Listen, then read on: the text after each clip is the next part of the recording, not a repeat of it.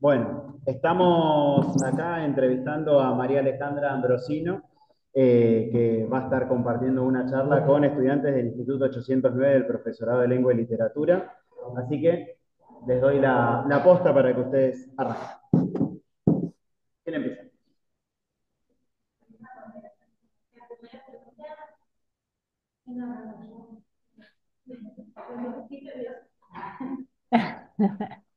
Tienen que empezar a ensayar el diálogo están estudiando el profesorado para la docencia. Es un tema, destrabar ese ratito, ese inicio de las preguntas. Cuéntenme, ¿en qué andaban preocupadas? ¿Qué estuvieron? Mucho gusto, mi nombre es Pamela. Bueno, nosotros como primer pregunta habíamos generado una que ¿a qué papel juega la mediación tecnológica en la educación actual? Bien, bien amplia. ¿Mm? Ustedes, a ver, ahí hay un rasgo de la contemporaneidad que prácticamente es independiente del sistema educativo, en el nivel del sistema educativo que estemos pensando, y tiene que ver con que la mediación tecnológica se ha hecho parte de prácticamente todos los procesos de interacción de la vida cotidiana, de la vida cultural de las comunidades, y también aparece en las instituciones muchas veces como mandato de innovación o como disrupción, ¿no? Por ejemplo, el celular es algo que ha entrado a las aulas por una disrupción cultural, no necesariamente por una disposición o por una política educativa que así lo haga, ¿no? Entonces, hay una idea global de incorporación de tecnologías o de mediación tecnológica que tiene que ver con que ya es parte de nuestra vida, desde hacer una compra, desde informarnos la hora, desde usarla como despertador al celular, desde conectarnos por una computadora. Y en realidad la mediación tecnológica es parte intrínseca de nuestra cultura desde cualquiera de los niveles de la tecnología. Uno porque ahora lo que está mirando es fundamentalmente las tecnologías digitales o las de la conectividad, que son las posibles gracias a Internet, así como en una gran categorización, o las generativas, que son las que hoy todos tenemos acceso a las denominadas inteligencia artificial. Pero la tecnología, en cualquiera de sus formas analógicas, siempre ha configurado nuestra escena cultural. Entonces, en realidad lo que va pasando es que va habiendo una evolución de todas las mediatizaciones por las cuales nos vamos vinculando. Sea, insisto, en el mundo de la vida cotidiana, en el mundo cultural y en el mundo educativo en particular. Lo que sí nos exige el mundo educativo en particular es darle sentido, ¿no? Darle lugar, sea porque tenemos un compromiso ciudadano y social que tiene que ver con la alfabetización digital, o se requiere de que formemos a los estudiantes en capacidades que les permitan comprender, operar, producir en un contexto de nuevo tipo. La educación se tiene que problematizar, ¿sí? Quizás no acatar como mandato de innovación, que es algo que viene como de la mano, ¿no? Hay una tecnología nueva, la escuela está vieja porque la escuela no tiene esa tecnología. De lo que se tiene que preocupar la educación es de la formación y la construcción ciudadana, ¿no? Y por supuesto, en ese foco, en ese objeto central que tiene la educación en cualquiera de los niveles, tomar decisiones y darle sentido a la inclusión de la mediación tecnológica. Inclusive actualmente hay una gran problemática y que entiendo que quizás ustedes la estén percibiendo con el uso de dispositivos. Ahí empezamos a también recortar un poco de qué hablamos cuando hablamos de tecnologías, ¿no? El aula en la que están ustedes es una tecnología, la videoconferencia también, y permite este encuentro de la conectividad. No podría haber, y además y Juan Ignacio que anduvo diseñando encontrarnos y charlar. O sea, hay un ecosistema que hace posible esas experiencias. Y ahora, por ejemplo, el dilema es qué pasa con los niños y niñas pequeños. ¿Cuál es el grado de exposición escolar que tenemos que hacer de las tecnologías? Entonces, sobre todo las digitales. Entonces, lo que se está replanteando es que una buena decisión de tecnología educativa tiene que ver con tomar distancia en la escuela, si están sobreestimulados, sobrepasados, los niños pequeños, estoy hablando como de las primeras infancias, ¿no? Entonces, una buena decisión de educación digital es que la escuela pueda ser ese espacio de reflexión, de ese lugar plástico, ese lugar donde se forma la socialidad, etcétera, etcétera. Entonces, una tensión.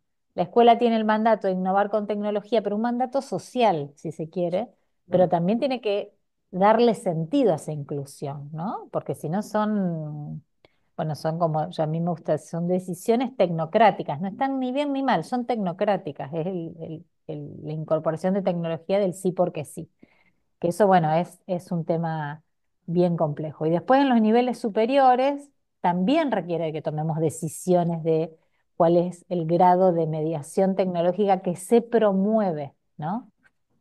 Porque la escuela pasa a ser el único lugar donde esos estudiantes tienen acceso a las tecnologías, porque hoy el mundo del trabajo está fuertemente interpelado eh, por, por tener ciertas competencias que tienen que ver con las prácticas digitales. Entonces, desde ese lugar la educación en general se tiene que problematizar. Entonces no es como, no le veo como un lugar como instrumental de que todas las escuelas tendrían que tener la última tecnología, sí me preocuparía que toda la educación problematice sobre qué nuevos contornos nos dan las tecnologías. Y ojo, no solo a nivel objetivo, eso que podemos ver, si se usa, no se usa, si se incorpora, no se incorpora, sino también en el grado subjetivo, cómo transformas nuestras percepciones, nuestras subjetividades. Inclusive ahora hay un montón de estudios hasta desde la parte orgánica y neurológica, cuánto nos afecta vincularnos todo el tiempo mediante un aparatito, ¿no? Que es lo que en general va pasando. Entonces, desde lo educativo se está analizando el grado de saturación cognitiva que van teniendo los estudiantes o sobresimplificación cognitiva, porque eh, el- las tecnologías actualmente te resuelven cosas que antes aprendíamos en la escuela, ¿no? Entonces, son temas, son dilemas que para mí, esos son los dilemas por los que se tiene que preocupar la educación, que son súper complejos, porque irán viendo que cada profesor, cada maestro con su librito adentro del aula, y realmente requiere una visión integral de la mediación tecnológica, ¿no? Y también creo que requiere como definir bien de qué estamos hablando, ¿no? Entonces, cuando digo, bueno, estoy enseñando lengua y literatura, ¿no? Quiero trabajar literatura. Entonces voy a usar audiolibros ajá, ¿para qué? Uso audiolibros porque no pueden acceder a esas obras de otra manera, porque no pueden traer, digo barbaridades, pues no sé de lengua y literatura, pero traigo el mío CID, se los traigo en digital porque no puedo tener 10 mío CID para mis estudiantes. ¿O qué hago con la literatura? ¿La recreo? ¿Uso el teatro, la dramatización, el audio? ¿Sí? Genero otras cosas con la tecnología. Yo creo que si hay un punto débil en educación es que nos agobia el mandato tecnológico y no miramos la mediación tecnológica, que es qué experiencia sucede mediante la incorporación de una tecnología. ¿Sí? Sí, es como mi pequeña mirada o mi recorte viene más por ese lado, ¿no? Corrernos de una mirada instrumental hacia una más integral. ¿Usted cómo considera el videojuego? ¿Piensa que se puede optimizar? Eh, Espera, porque hablaste con la mano adelante y no te... ¿Usted cómo considera o cree que se puede optimizar o sea, el uso para mejorar el aprendizaje con las tecnologías en el aula? ¿Cómo agilizar el uso? Optimizar su uso para mejorar el aprendizaje. Bueno, ahí entran en otra perspectiva. A ver, hay una como responsabilidad educativa que tenemos, que es lo primero que les decía, y después hay una toma de decisiones cuando ponemos en relación las tecnologías con los procesos de aprendizaje. Pero para ver esa optimización o esa incorporación en términos de los procesos de aprendizaje, tenemos que comprender cómo aprendemos, ¿sí? Por ejemplo, el otro día un profesor me decía, no, yo estoy muy contento. es un profesor de derecho, de abogacía. Porque en el aula virtual estoy chocho. Yo voy poniendo todos los artículos, le aviso a los estudiantes que tienen los artículos. Dice, el problema dice que no sé si están estudiando mucho. Ah, le digo, bueno, profesor, pero ¿y de cuántas horas es su materia? Póngale que me dijo 50. Ah, bueno, ¿y cuántos artículos le da para leer a los estudiantes? Y debo llevar a unos 200. Ah, le digo 200. Digo, usted fíjese, 200 artículos. Cada artículo suponga que le lleve una lectura rápida, volada, sin estudiar. Vieron que cuando uno estudia, cuando lee estudiando, puede estar 3 horas con una página, ¿no? Porque conceptualizo, ilustro, busco ejemplos. Eso es lo que uno hace mentalmente sin que por ahí sea tan visible. Digo, o sea que usted le dio 200 artículos. Suponga que cada estudiante lee todos los artículos, pero los lee así, ¡frum! En una hora cada artículo.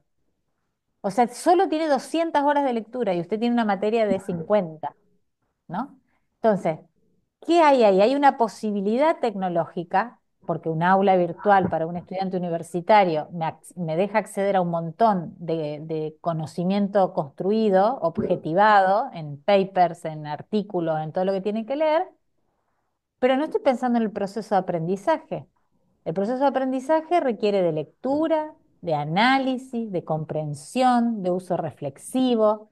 Entonces, cuando uno dice, yo no sé si entendí si es potenciar o optimizar las tecnologías para el aprendizaje, en realidad la tecnología es la mejor cuando yo puedo imaginarme esa escena de aprendizaje.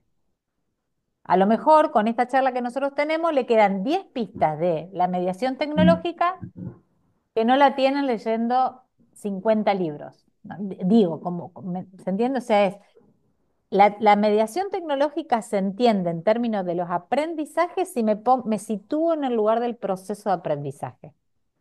¿Sí?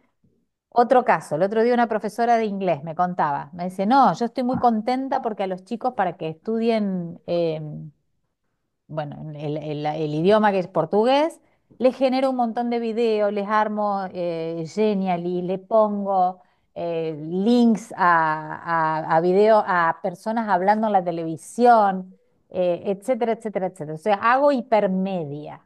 Entonces, potencio la visualidad y entonces la visualidad y la fonética. Ah, bueno, bárbaro.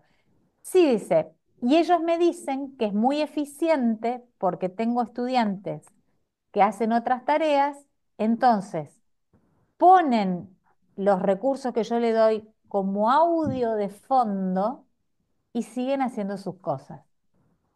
Ajá, le digo, o sea que toda la hipermedialidad, o sea, esa profe que entiende que por la visualidad, por las infografías, por cómo le organiza la información, el estudiante aprende, el estudiante transformó un video audiovisual en un podcast porque lo escucha de fondo, ¿se entiende? Que ellos hacen otras cosas y lo escuchan de fondo.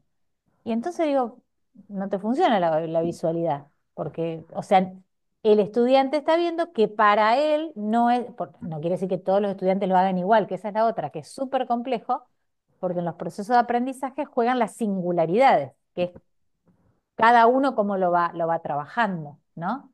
Entonces, ¿qué nos pasa con la tecnología? Nos hace interpelar eso que nosotros en la cultura tradicional estábamos tranquilos. Le doy para leer un libro y tienen que sacar la idea nodal. Bueno, esto en cualquier año de la secundaria, por ejemplo, cuando estén enseñando, listo, los estudiantes ponen ese libro, buscan ese libro y le piden a la inteligencia artificial que les traiga la idea nodal de el Martín Fierro. ¿Aprendieron, no aprendieron? No sabemos, ni siquiera sabemos si tenemos que contrarrestarlo contra otra estrategia didáctica. Entonces, nunca funciona sola la tecnología como potenciadora, mediadora o limitadora, si no la entiendo en un proceso de aprendizaje que me imagino o un diseño de enseñanza que me imagino.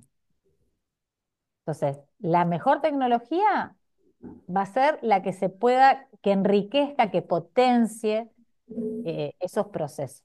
Que por supuesto lo que nos pasa a los docentes, que no somos empresarios de la educación. Entonces nosotros diseñamos estrategias con los instrumentos, sí, tecnológicos que tenemos a mano, pero además de esas experiencias,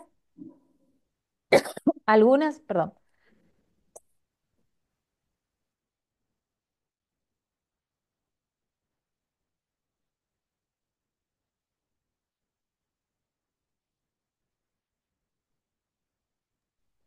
ahí voy. Algunas experiencias algunas estrategias que diseñamos son buenas y otras no tanto. Pero esa es parte de la lógica. ¿Por qué? Porque tenemos grupos que no son estables, no son código programado, ¿no? Hay grupos más, con más ganas, con menos ganas. Inclusive depende muchísimo de los niveles del sistema educativo con lo que estemos trabajando. Y con la materia de la que estén hablando, y de la disciplina, y del contorno escolar. O sea, nunca una decisión sobre tecnología educativa es como neutra. Para mí, lo que hay que agregarle es el contexto situado, ¿no? Poder entenderla en ese sentido. Y esto quiere decir también vuelvo a lo mismo, tomar posición de que enseñemos la disciplina que estemos enseñando y en el nivel educativo que estemos trabajando. Lo que sí tenemos que entender es el rasgo contemporáneo de la altísima mediación digital. Comprender eso, ¿qué nos dice? Y bueno, si tengo que enseñar literatura, hoy hay prácticas diferentes de lectura. Hay un autor, Alvarelo, que es un autor que seguramente lo van a trabajar o lo han trabajado, que él habla de la lectura transmedia. Ya no tenemos la práctica de lectura como si no existiese esto o la computadora o cualquier dispositivo que nos abre de lo que estamos leyendo. Yo compartía, estoy haciendo, esto ya es autorreferencial, pero compartía ayer con mis estudiantes de grado. Yo doy en el profesorado, yo doy tecnología educativa en el profesorado en facultad. Todos los profesorados tienen un tronco común de formación docente, entonces se convergen profes de matemática, biodiversidad, historia, geografía, filosofía, letras, y me está faltando una, bueno, me está faltando una, y sociología.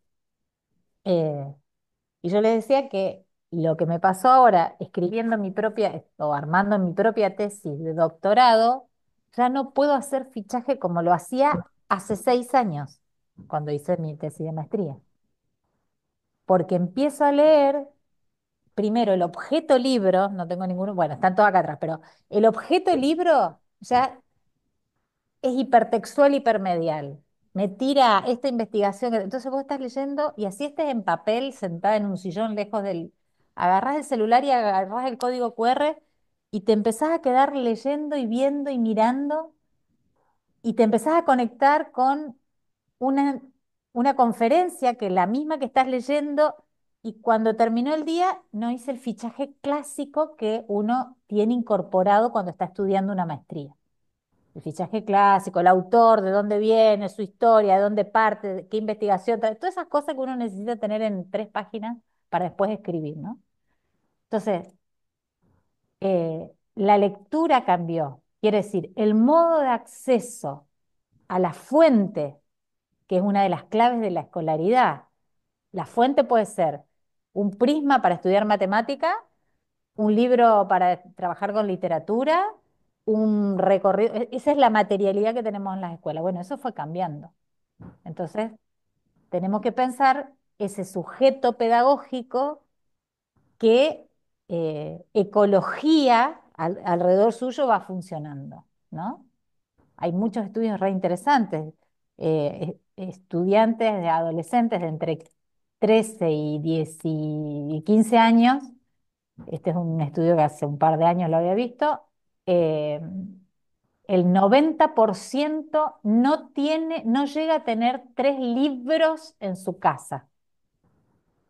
¿Eso por qué? Porque hay un contexto situado de acceso a la lectura de nuevo tipo, ¿no?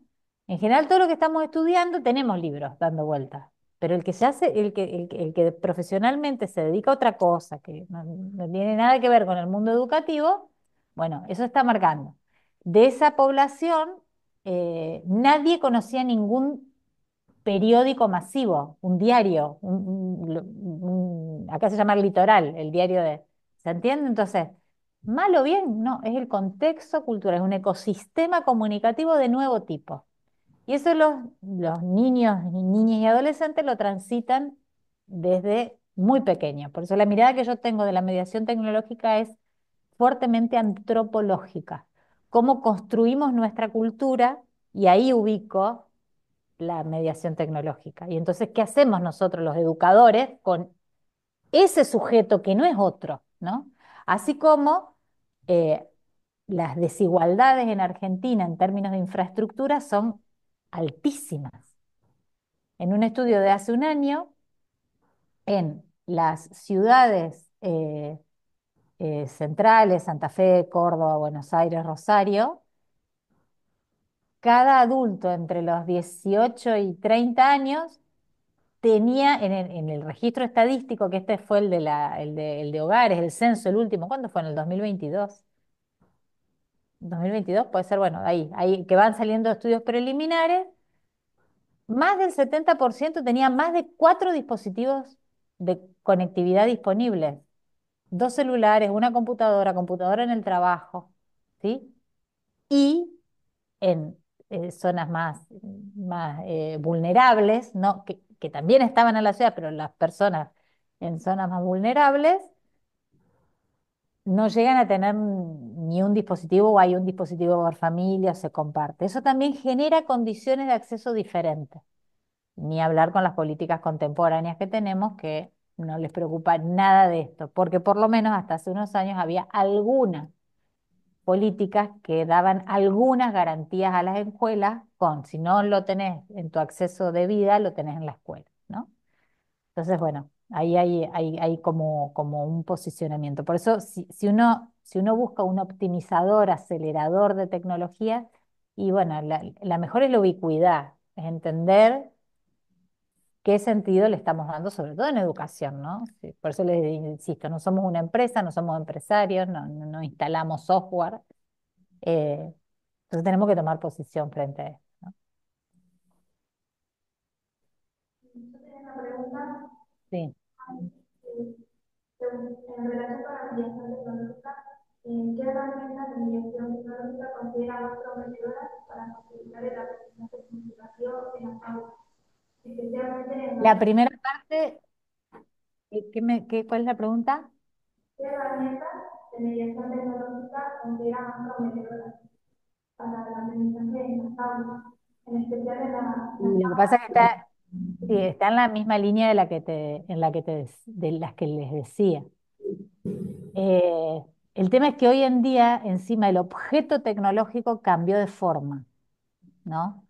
Antes, digo antes, hace 10 años, trabajar con tecnología era trabajar con una serie de 10 o 12 software y, eh, y con mucho software de representación, hace 10 años. O sea, las tecnologías nos apoyaban los relatos, el PowerPoint, cómo usar, cómo producir.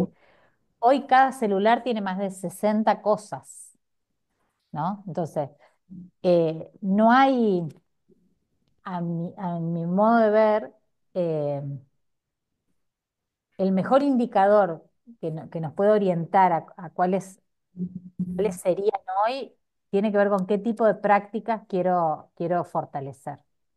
Ahí yo tomo una línea de Jesús Martín Barbero, que soy como medio fanática, pero él dice, nosotros los educadores tenemos que promover una educación que se base en saberes lógicos, ¿sí? Lógicos desde la lingüística, lógicos no es solo matemática, desde saberes lógicos que nos permitan razonar, pensar y ubicar ahí, bueno, qué tecnologías nos ayudan para eso. Saberes estéticos, sensibles, los expresivos, el audio, el video, la obra de arte, el paseo por la plaza, ¿no? El aprendizaje por percepción estética amplia, ¿eh? Estética no es lo lindo, que ayer tuve un alumno que dice, no, quiero ver qué nivel de estética tienen. ¿Cómo qué nivel de estética? Estética es cómo me ayuda lo que sea a comprender, a percibir, a crear subjetividad, etc. Y el tercer nivel que él dice, aquellas estrategias que me permitan desarrollar el pensamiento histórico. No somos hongos que nacemos hoy, no tenemos historia, no tenemos contexto, ni tenemos proyección. Entonces, si vos me decís cuál, no sabría decir cuál es la mejor tecnología o cuál es la de punta.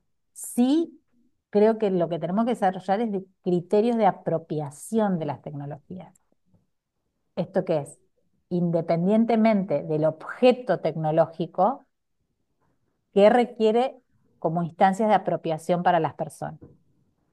Por eso digo, si es para lengua y literatura, hay que ver, porque además para mí depende mucho del tipo de actividad para el proceso de aprendizaje que quiero, que son para producir, son para acceder a saberes, a saberes construidos, son para generar conversaciones como la videoconferencia. Ahora, la videoconferencia no se los recomiendo ni a patada a la primaria, ¿no? ¿Por qué? Porque en la primaria hay que desarrollar la sociabilidad, entonces la videoconferencia genera esto, alguien que habla y algunos que escuchan. ¿Se entiende? Entonces, ahí no, creo que lo más rico es primero no pensar que alguna tecnología trae solución, no pensar en la experiencia que sucede mediante la tecnología. No sé si acompaña un poco o si es lo que, si está bien porque ahí no escucho bien cuando hablan porque me hacen. A la pregunta de Denise y lo que me surge es, ¿de qué modo influyen las inteligencias artificiales generativas? ¿Qué rol juegan en todo este escenario? Porque cambian un poco esas reglas del juego. Absolutamente, sí, absolutamente. Yo siempre digo una cosa, la videoconferencia en pandemia mostró el hacer educativo. Quedamos todos los estudiantes, todos los profesores expuestos tal cual marquesina, porque cualquiera veía una clase nuestra grabada en cualquier lugar, o sea, visibilizó, externalizó, diría Brunner, la tecnología externalizó una experiencia, la de docencia, la de aprendizaje. Lo que nos está pasando con la inteligencia artificial es que está externalizando nuestras, las prácticas que usamos para estudiar o para conocer o para producir, ¿no? Eh, el tema es que la inteligencia artificial como tecnología generativa lo que hace es emular nuestro lenguaje natural. O sea, uno tiene que ver la tecnología. Primero que la inteligencia artificial tiene multiplísimas formas, no es una sola cosa, no es ChatGPT. ChatGPT es una de miles de inteligencias artificiales que si ustedes usan WhatsApp ya lo tienen, que si ustedes usan el buscador Google, Gemini ahora ya está por defecto, o sea, las primeras, cuando ustedes buscan algo o preguntan algo, lo primero que les aparece ya es la aplicación Gemini que les está ordenando el texto. ¿Sí? Le estamos entregando nuestra ejecutividad a la inteligencia artificial. De ahí para adelante todo lo que se les ocurra. Construir imágenes, construir presentaciones, construir videos, etcétera. Eso como gran rasgo de la inteligencia artificial. Y después empiezan las limitantes. No es lo mismo usar inteligencia artificial paga que inteligencia artificial gratuita. Con la gratuita, después de dos o tres preguntas, ya empiezas a aflojar, ¿sí? Ya sí, dale. Ay, no sé, ahí los perdí de audio. Me llamo Janet. Ahí está, ahí está, ahí está. Con respecto a la guía, yo le quería preguntar qué impacto tendrá la guía en el rol del docente y en interacción entre profesor y alumno. Entre profesor y alumno un montón, más de lo que yo me estaba imaginando, ¿sí? Eh, no solo porque la usamos todos. El problema lo que nos está pasando es que le estamos entregando todos nuestros saberes y nos está resolviendo un montón de problemas. Eso, o sea, esta es parte de las acciones docentes, de las acciones de los estudiantes. Después, con respecto al rol docente, si estamos bien ubicados, no. A ver, una cosa es el rol docente y otra cosa es el trabajo docente. ¿Sí? Los trabajos cambian su fisonomía, cambian su forma. ¿Sí? Hasta hay cursos para hacer cómo hacer materiales educativos para los estudiantes. Entonces, claro, ¿qué nos acorta? La redacción, buscar una imagen, todo lo que antes era armar un material educativo, por ejemplo. A los estudiantes tienen que hacer un trabajo práctico, hacer una síntesis de tal texto y se lo tiran a la inteligencia artificial. El tema es que, qué aprendimos o qué enseñamos, ¿sí? Entonces, yo vuelvo a que la clave es la problematización sobre los procesos. Tecnología, cada vez que parece que aprendimos todas, aparece una nueva. ¿Sí? Antes del 2022 era qué pasa con la educación mediada por videoconferencia y nos rompíamos las vestiduras, si nos iba a reemplazar, no nos iba a reemplazar, si ahora todas las clases iban a ser virtuales. Después se va estabilizando. Hay un autor que se llama Cuban, se escribe Cuban, y dice que todas, absolutamente todas las mediaciones tecnológicas tienen ciclos en educación y que todas tienen un ciclo de fascinación, un pico de bajada de esa fascinación, unas búsquedas de para qué sirve, para qué no sirve, y después se estabilizan. ¿Sí? Fíjense que ahora videoconferencia, nadie le quita el sueño de que la videoconferencia me va a quitar el trabajo porque graban la charla. Uno cuando después de que, salvo que esté haciendo un posgrado, uno después de que cursa online por videoconferencia, pocas veces eh, reescucha otra vez la clase entera. ¿No? O sea, se van como ubicando. Que va cambiando, sí, y sí creo que para los docentes lo que nos va a estar pasando es que nos desafía a aquellas cuestiones más, que nosotros estábamos más tranquilos, ¿sí? Entonces, eh, no sé, los trabajos prácticos tradicionales de estudiar teoría, digo por el campo en que están ustedes, y que te entreguen un ensayo, ahora hay que buscarle otra vuelta, porque los ensayos los hacen en inteligencia artificial. A mí me preocupa cuando los que están estudiando profesorado lo hacen, porque no se cuestionan el nivel ético. En realidad a mí no me importa si lo hacen ellos o lo hacen otros. Me importa qué, qué están aprendiendo. Si me quieren entregar un práctico para que les pongan la nota, bueno, listo. Ahora, ¿cómo, cómo están apropiándose del conocimiento para después ser profesionales, ser docentes, ser arquitectos, ser abogados? Sobre todo con un tema. La inteligencia artificial no es inocente y tiene 200 agujeros negros, la inteligencia artificial no paga. Esa que tenemos todos en los celulares. Tiene 10.000 problemas. A mí me ha hecho, yo soy autora de libros que no sabía, por ejemplo. Jueguen con sus propias producciones. Yo puse un paper mío y le dije a la inteligencia artificial, reescribime este artículo para presentar en un congreso de educación y escuela primaria. Y era un texto recontra de la universidad. Me lo convirtió, y me decía, los profesores adjuntos dan clases a la sala de 1, 2 y 3 años. La inteligencia artificial no comprende, ¿sí? Solo, yo por ahí tengo, si tenemos un tiempito les muestro, solo acopla información de lo que tiene y lo hace coherente desde la gramática, no desde los sentidos. Y eso es lo que los estudiantes, sobre todo, y eso si lo usan al menos cuestionense, es lo que no están viendo, no un problema gramatical. Yo también yo misma uso para mejorar mi escrito, sobre todo para el trabajo, que son todos textos técnicos, notas y cosas que llevan un montón de tiempo, ahora lo resuelvo en 10 segundos. Pero me encargo del sentido que tiene esa escritura, ¿sí? Bueno, a ese paper que yo lo puse, que habla de universidad y dije adecuarlo para nivel primario, me creó abajo, le había puesto, y sin perder la referencia de los autores, me pone abajo, Ambrosino, MA 2018, Cultura Digital e Infancia, Editorial Paidós. O sea, ¿se entiende? Pone, dice, ¿es coherente? Sí, es coherente, listo, y te lo tira. Sobre todo, insisto, las que están a disposición de todo el mundo, las que son gratuitas, las que no están orientadas. Por ejemplo, en investigación hay una que se está usando bastante, que se llama Perplexity. ¿Sí? ¿Por qué? Porque su principal buscador de información son revistas científicas. ¿Está? Entonces, pero es Perplexity y va a buscar un tipo de información, no es ChatGPT. ChatGPT hace esto, da buenas construcciones gramaticales en texto, después están los de imágenes, etcétera, etcétera, etcétera. ¿Sí? Entonces, sí, lo que hace, así como la videoconferencia nos mostró a todos enseñando y aprendiendo, la inteligencia artificial va como al corazón de los procesos, que es em, eh, qué pensamos, cómo representamos lo que pensamos, ¿sí? Hay una frase linda que a mí me gusta decir siempre: Tengamos en cuenta que